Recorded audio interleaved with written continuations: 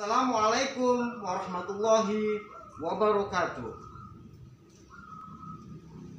Para mahasiswaku, mata kuliah ilmu perpetaan kartografi, pada kesempatan ini mari kita bersama-sama mengkaji bersama. Minggu kemarin kita sudah membahas di pertemuan-pertemuan sebelumnya terkait dengan konsep dasar kartografi, kemudian tata peta atau letak peta atau layout peta. Nah, nanti pada kesempatan kali ini nanti akan dipaparkan oleh kelompok. Mari kita bersama-sama kita simak untuk paparan pada kesempatan kali ini, pertemuan kali ini. Jangan lupa nanti silakan dicek di Vclass terkait dengan materi, terkait dengan absensi. Jangan lupa ditulis pertanyaan-pertanyaan terkait dengan materi pada kesempatan ini. Kemudian kita sharing bersama, kita diskusikan bersama di Vclass atau di WhatsApp group. Terima kasih, mari kita simak-simak bersama pada materi pertemuan kali ini. Terima kasih. Assalamualaikum warahmatullahi wabarakatuh.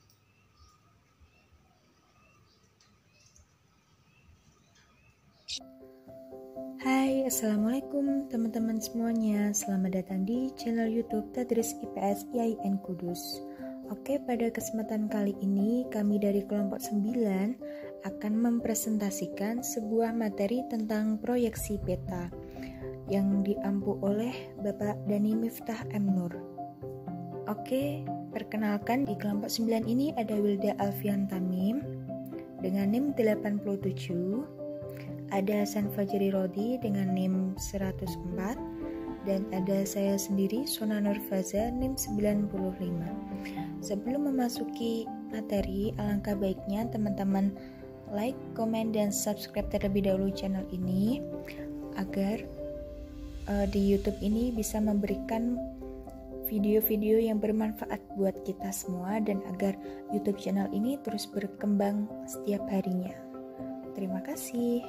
Oke, langsung to the point aja. Kita langsung memasuki materi yang pertama, yaitu ada pengertian proyeksi peta. Proyeksi peta di sini dijelaskan, proyeksi peta merupakan cara memindahkan sistem paralel atau garis lintang dan meridian atau garis bujur berbentuk bola atau globe ke bidang datar atau peta. Nah, ini ada contoh gambarnya. Jadi di gambar itu maksudnya peta itu merupakan penyajian grafis yang menggambarkan bentuk permukaan bumi yang berbentuk lengkung seperti bola menjadi penyajian pada bidang datar. Nah, di gambarnya udah jelas ya, dari yang berbentuk globe disajikan pada bagian datar. Sistem transformasi dari permukaan bumi yang berbentuk bola ke permukaan bidang datar itu disebut proyeksi peta. Untuk memudahkan dalam mempelajari tentang proyeksi peta, alangkah baiknya kita wajib mengetahui kategori-kategori atau jenis-jenis dari proyeksi peta.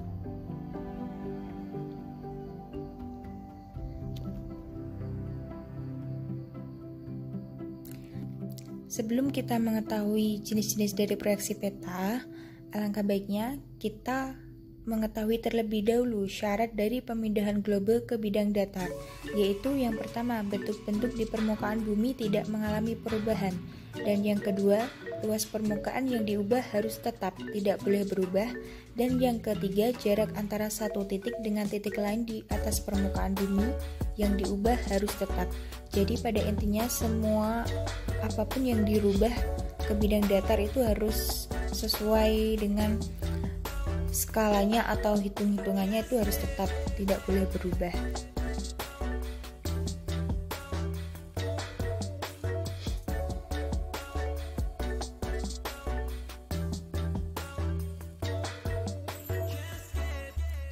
Oke, langsung memasuki materi macam-macam proyeksi peta.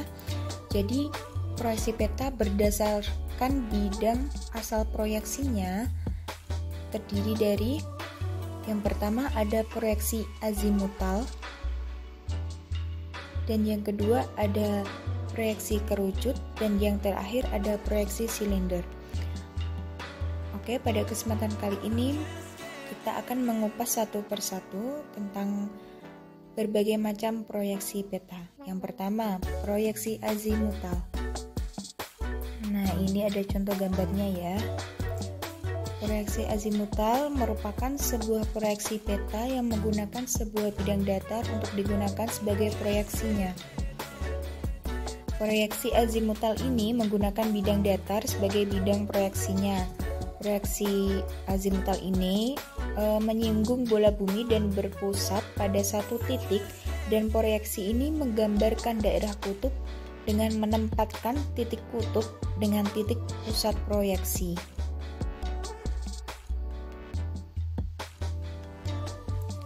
Ciri-ciri dari proyeksi azimutal atau zenital nama lainnya, yaitu yang pertama, pada setiap garis bujurnya adalah garis lurus yang berpusat pada suatu kutub.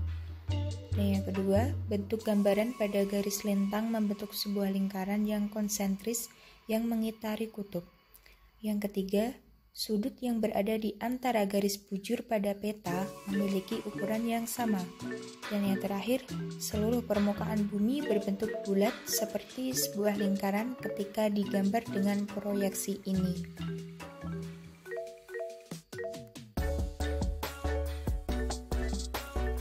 Lanjut pada pembahasan proyeksi silinder yang kedua.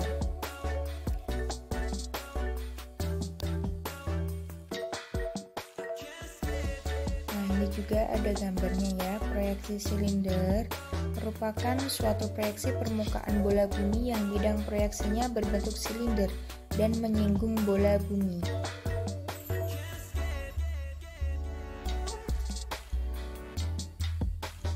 Bisa diartikan proyeksi silinder itu merupakan suatu proyeksi yang bidang proyeksinya berbentuk silinder dan menyinggung bola bumi apabila pada proyeksi ini bidang silinder menyinggung khatulistiwa, maka semua garis yang merupakan garis horizontal dan semua garis meridian merupakan garis lurus vertikal.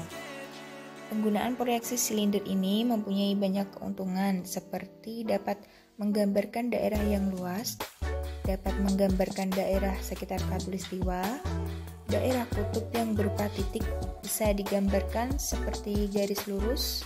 Lalu makin mendekati kutub, maka wilayahnya akan menjadi semakin luas. Jadi, keuntungan dengan menggunakan proyeksi silinder ini bisa menggambarkan daerah ekuator atau khatulistiwa, karena ke arah kutub terjadi pemekaran garis lintang berdasarkan kedudukan bidang proyeksi. Proyeksi kerucut merupakan pemindahan garis-garis meridian dan paralel dari suatu globe ke sebuah kerucut. Bisa dilihat seperti gambar di gambar tersebut. Proyeksi kerucut merupakan pemindahan garis-garis meridian paralel ke suatu globe ke sebuah kerucut. Untuk proyeksi ini normalnya cocok untuk memproyeksikan daerah lintang tengah miring. Proyeksi ini memiliki paralel, melingkar dengan meridian berbentuk jari-jari paralel yang berwujud garis lingkaran, sedangkan garis bujur berupa jari-jari. Proyeksi ini paling tepat untuk menggambarkan daerah di lintang 45 derajat.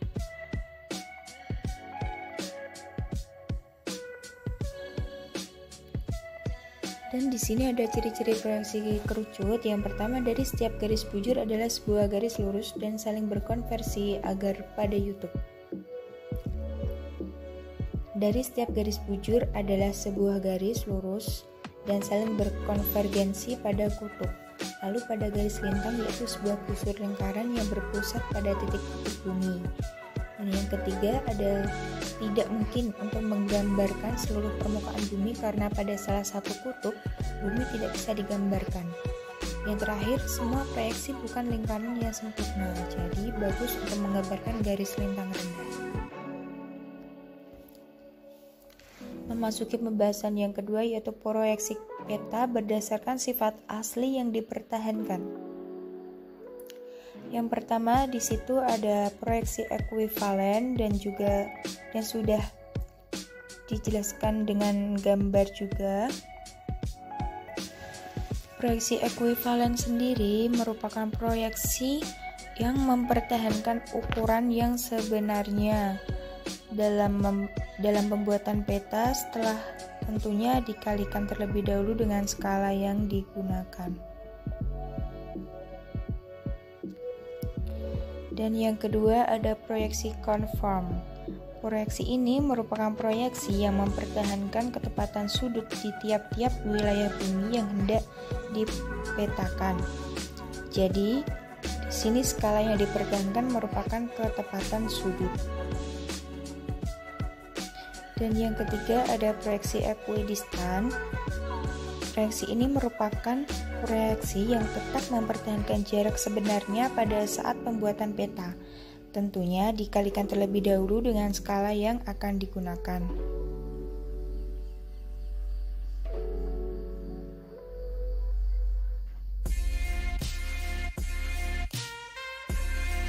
Oke, itulah gambaran bagaimana proses memproyeksikan peta, syarat-syarat dan ciri-ciri atau jenis-jenis dari proyeksi peta. Mungkin cukup itu dulu penjelasan yang dapat kami sampaikan dari kelompok kami. Apabila terdapat banyak kesalahan dalam penyampaian tutur kata, baik yang disengaja ataupun tidak sengaja, kami mohon maaf yang sebesar-besarnya. Terima kasih teman-teman yang sudah menonton video ini sampai selesai. Assalamualaikum warahmatullahi wabarakatuh.